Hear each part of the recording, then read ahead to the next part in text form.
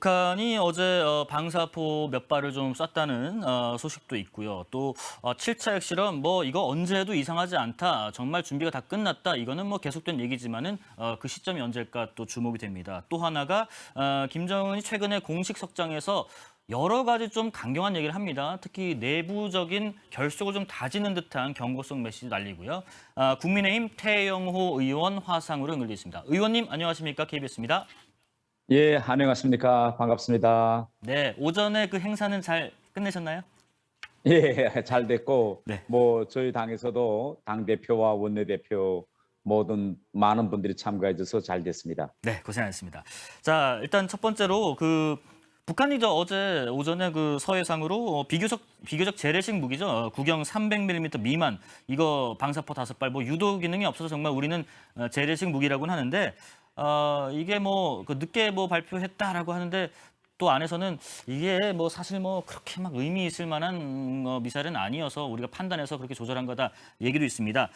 훈련 중에 발사를 한 걸까요? 비교적 이 재래식 무기를 썼습니다. 예, 훈련 중에 발사라고 볼 수도 있겠는데, 최근에 들어와서 북한의 이러한 군사적 도발 주기가 매우 짧아지고 있습니다. 그래서 이것은 북한이 우리가 지난 시기에 흔히 볼 수 있는 새로운 정부가 들어서면 일단 자들이 주도권을 잡기 위해서 새 윤석열 정부를 계속 흔들어 버리는 그런 전략적인 패턴의 그런 지속이다. 저는 이렇게 보고 싶습니다. 예, 또 그리고 어제 중앙위원회 비서국 회의라는 것을 북한이 진행을 했습니다. 이 자리에서 김정은이 이런 얘기를 했더라고요. 간부들한테 강한 규율 준수 기풍을 세우고 일부 당 일꾼들 속에서 나타나는 세도와 관료주의를 비롯한 불건전하고 비혁명적인 행위들을 표적으로 더욱 강도 높은 투쟁을 전개하는 데 토의했다라고 하는데 이 부분에서 불건전하고 비혁명적인 행위 무슨 짓을 했길래 김정은이 이렇게 내부 통제에 나선 걸로 보이시나요? 예, 그 전에 최근에 북한에서 코로나가 발생하지 않았습니까? 네. 코로나 발생한 원인을 김정은은 방역의 단계가 풀려서 결국은 뚫렸다 이렇게 표현하면서 그 모든 책임을 간부들에게 돌렸고, 그때 당시 상황을 보면 1차적으로는 검찰소 소장, 우리로 말하면 검찰총장과 같은 그런 직위에 있는 인사에 대해서 직격탄을 그때 날렸고, 그 이후에 국가보위부라든가 이런 공안기관을 통해서 내부 기강 잡기를 쭉 해왔습니다. 그리고 얼마 전에 당 전원회의 끝나자마자 어제 비서국을 해냈는데, 여기에서도 다시금 간부들에 대한 기강 잡이를 했는데, 현재 북한은 코로나와 또 경제사정 악화로 해서 대단히 민심이 흔들리고 있기 때문에 김정은으로서는 일단 간부들의 기강을 다시 꽉 잡는 것을 급선무로 여기고 있는 것 같습니다. 혹시 최고위급의 어떤 일탈은 없었을까요? 지금 현재 북한이 보도하지 않아서 어떤 일탈이 있었는지는 알 수 없지만은 표면상 언론의 보도 자료를 보면 결국은 간부들이 똑바로 일을 못해서 코로나 상황이 발생해서 지금 지어 수백만이 발열자가 지금 나왔고, 이런 모든 상황은 각 자리에 앉아 있는 지도부에 앉아 있는 간부들이 일을 못한 데 책임이 있다라고 김정은으로서 일단 그 책임 소재를 자기로부터 간부들의 무능, 일탈 여기로 지금 돌리는 것 같습니다. 그리고 또 이번에 당 전원회의 때 이런 얘기했습니다. 2년 만에 이런 표현을 썼다고 하더라고요. 대적투쟁. 이게 대남대회 지금 강경 기조로 봤을 때 이 대적투쟁이라는 표현 자체가 7차 핵실험 내가 신호 좀 바로 해. 이런 메시지인가요?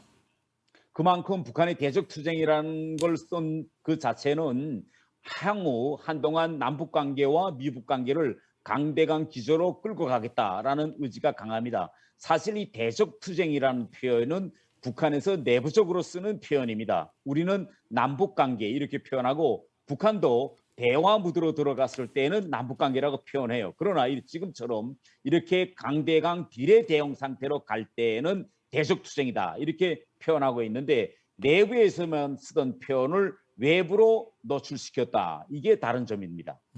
그러면 그 내부에서 쓰던 표현을 왜 외부까지 노출을 시킨 겁니까? 최근 김정은으로서는 윤석열 정부 들어선 이후에 빨리 앞으로 벌어질 이 남북 관계 협상이라든가 대화 이 관계에서 먼저 승기를 잡아야 될 필요성을 이제 느끼고 있습니다. 그런데 이러한 북한의 패턴은 이번에 처음 보는 패턴이 아닙니다. 지금 보고 있는 우리 북한의 모습은 심통이도 2017년 문재인 정부 임기 초기 때 우리가 바라보던 북한과 매우 빼닮았다는 것을 우리가 알 수 있습니다.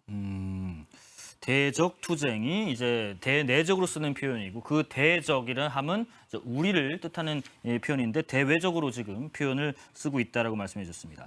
자, 예, 그리고 이번에 그렇습니다. 우리 대남, 대미 라인 주 인사를 북한에서 강경파로 물갈이했다고 합니다. 제가 이를 예. 보니까 저도 뭐 과거에 출입했을 때 낯이 익은 이름들이에요. 특히 대미 강경 메시지를 날렸던 최선희 외무상으로 승진했고 또 냉면 목구멍, 냉면이 목구멍으로 넘어갑니까? 이런 식으로 얘기했던 리선권이 통일전선부장 임명했는데 특히 최선희 이 사람은 더더군다나 이제 의원님께서 북에 계실 때 자주 보셨던 인물 아닙니까? 이 두 사람에 대한 인사 조치 어떻게 평가하십니까? 예, 지금 이번에 인사조치와 관련해서 우리 언론들에서 평가하는 것은 김정은이 당 전원에서 언급한 강대강, 그다음에 정면 승부 이 기조를 이어나가는 데 맞는 그런 강경 인사들을 전면에 배치했다. 이렇게 많이들 분석하고 있는데요. 저는 좀 다르게 보고 있습니다. 아, 네. 저는 오히려 이번 인사 배치를 향후 벌어질 협상을 위한 그런 몸풀기 인사 배치, 또 이러한 인사 배치와 김정은의 표현을 좀 우리가 거꾸로 분석해야 될 필요가 있다라고 생각하는데 그 이유는 우리가 최선이든 이성권이든 이 두 사람의 인생 행로를 보면 남과 북의 강대강 대결 구도에서 큰 사람이 아니라 이 사람들은 미북과의 미북 대화 또 남북 대화를 통해서 자기 존재감을 가시했고 그러한 대화에서 결국은 잘하고 잔뼈가 굵어서 지금 자리까지 온 사람들입니다. 그래서 우리가 북한 내부의 인사 과정을 보면 지금 미사일을 도발하고 방사포를 쏘고 하는 이 강대강 구도를 이끄는 인사들은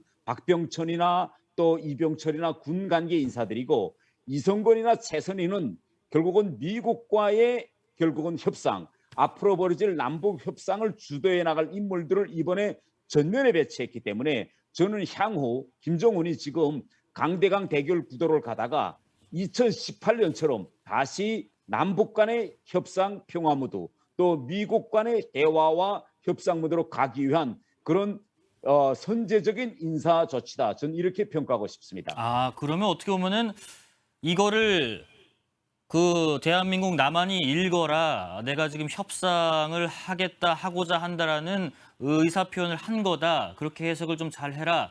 이런 신호를 준 거고 만약에 그게 아니라 진짜 강경파로 배치를 했다면 박병천 같은 인물들을 오히려 전면에 내세웠을 것이다. 그 말씀이신 것 같네요.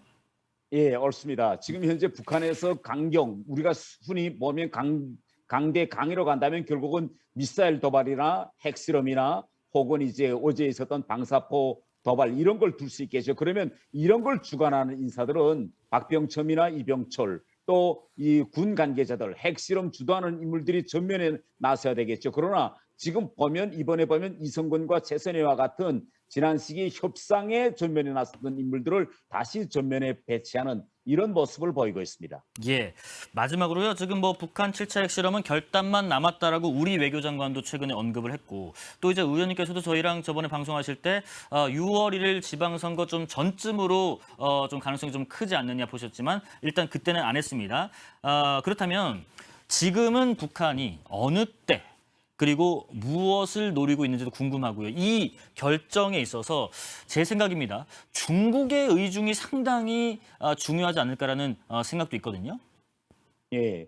이제 지금 현재 우리가 언론에서 나오고 있는 표현이 핵실험이 임박했다라는 네. 임박이라는 표현을 계속 쓰고 있습니다. 네. 그렇기 때문에 많은 전문가들이 우리가 임박하면 오늘 아니면 내일 아니면 모레 이렇게 대단히 가까이 왔다 이런 느낌을 받고 있는데요. 네. 이런 임박이라는 표현이 나오게 된 출처는 미국으로부터 나오고 있습니다. 미국이 인공위성을 보고 지금 풍계리 핵실험장에 드나드는 트럭수가 많아진다든지 혹은 거기에 문을 열었다든지 이런 걸 보고 임박했다는 표현을 쓰는데 저는 이 임박이라는 이 표현보다는 윤석열 정부 임기 초반에 북한이 핵실험을 할 것이다. 왜 할 것이라고 보는가 하면 노무현 대통령 때로부터 문재인 대통령 이르기까지 매 대통령 시절마다 북한의 핵실험을 안 한 적이 없습니다. 다 했어요.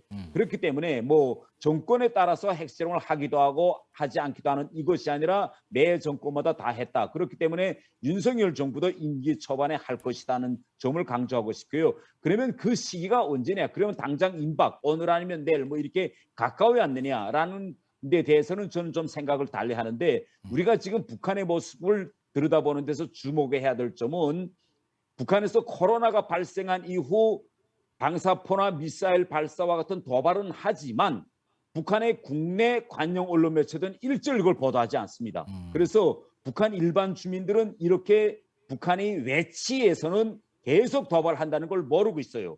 김정은이 계속 주민들에게 보이고 있는 건 어떻게 하면 빨리 코로나를 극복하고 식량이라든가 인민생활과 같은 이런 경제 문제를 빨리 해결해내 이런 모습만 보여주고 있기 때문에 외치는 도발이지만 내치는 민생, 코로나 극복에 집중하고 있기 때문에 일단 그러면 언제쯤 핵실험을 할 거냐? 저는 코로나 봉쇄를 해제하는 시점에 그때쯤 가야지. 지금은 평양을 제외한 전국을 지금 완전히 봉쇄하고 있습니다. 주민들의 불만 정서가 대단히 높아요. 이럴 때 코로나도 아직 못했는데 금방 이걸 한다. 이거는 좀 너무 잘 맞지 않는 분석이고 다음 하나는 중국과의 관계입니다. 지금 북한이 코로나 위기를 극복하는 데서 중국으로부터 협력을 지금 받아들이고 있는데 핵실험 이 문제만은 중국도 대단히 반대하고 있는 이런 문제거든요. 그러면 이렇게 중국의 반대도 무릅쓰고 코로나 상황에서 지금 삼중고를 겪고 있는 김정은이가 무리수를 두겠냐? 저는 좀 다르게 봅니다. 코로나 봉쇄 해제 시점 그리고 중국의 의중을 살펴서 북한이 결정할 것 같다. 7차 핵실험을 그렇게 말씀해 주셨습니다. 우크라이나 다녀오시나도 고생 많으셨고요. 오늘 귀한 말씀도 감사합니다. 국민의힘 태영호 의원님과 함께 화상으로 말씀 나눠봤습니다. 고맙습니다. 예, 감사합니다.